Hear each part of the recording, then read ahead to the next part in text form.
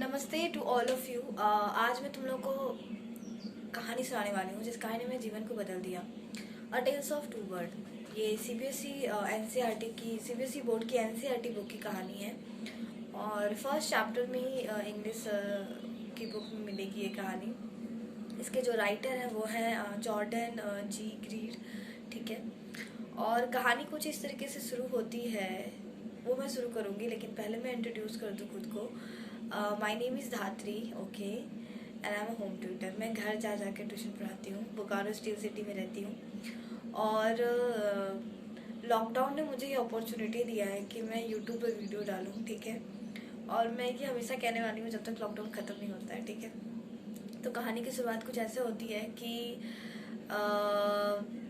एक माँ है, एक बर्ड है जो बेबी दो सिमिलर अपीयरेंस वाले दो बर्ड को जन्म देती है। दोनों ट्विंस होते हैं और एक रात बहुत ही जोर से आंधी और तूफान आती है और जो मदर बर्ड है उसकी डेथ हो जाती है। लेकिन जो बच्चे हैं, बेबी बर्ड्स हैं, वो अलग अलग दिशाओं में, विपरीत दिशाओं में चले जाते हैं। दिशाओं में ही नहीं, विपरीत संगतियों में चले जाते हैं, ठीक है। एक जो है वो जाते हैं ऋषियों के पास, संतों के पास, और एक जो है वो जाता है डाकू के पास, रॉबर्स के पास, ठीक है।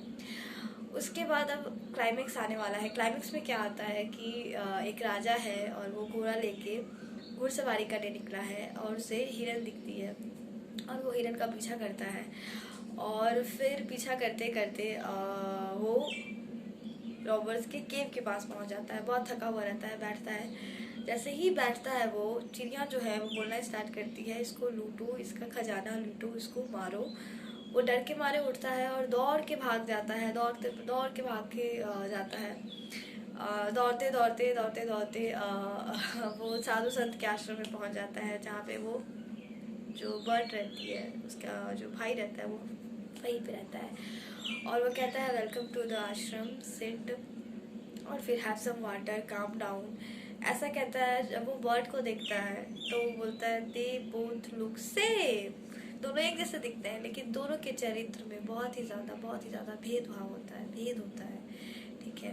माफ़ कीजिएगा, भाव शब्द को मैंने यूज़ किया, भेद होता है, ठीक है। और भेद क्या होता है? वो भेद होता है संगति से।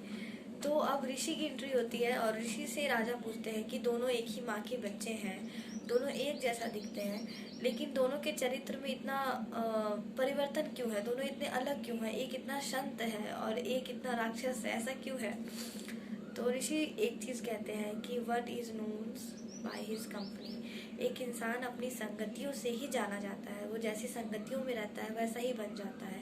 तो संगति का ऐसा जो होता है, संगति जो है, अगर एक अच्छा इंसान, अच्छा आप अच्छे के साथ रह रहे हो तो अपने अच्छे वायरस को गेन किया, और आप बुरे के साथ रह रहे हो तो अपने बुरे वायरस को गेन किया, ठीक है।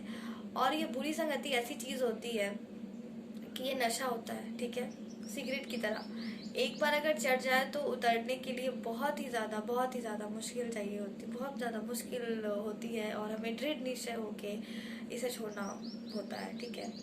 और तो ये हो गई संगति की बात। इस कहानी ने मेरे जीवन को बदला। मैं बहुत छोटी थी जब मैं पढ़ी थी और मुझे लगा कि इसी से स्टार्ट करती हूँ, तो इसी से स्टार्ट किया मैंने। अगर आपको मेरा चैनल अच्छा लगा, मेरी बातें अच्छी लगी और मुझे और भी सुनना चाहते हैं आप, तो प्लीज़ लाइक, सब्सक्राइब और शेयर कीजिए।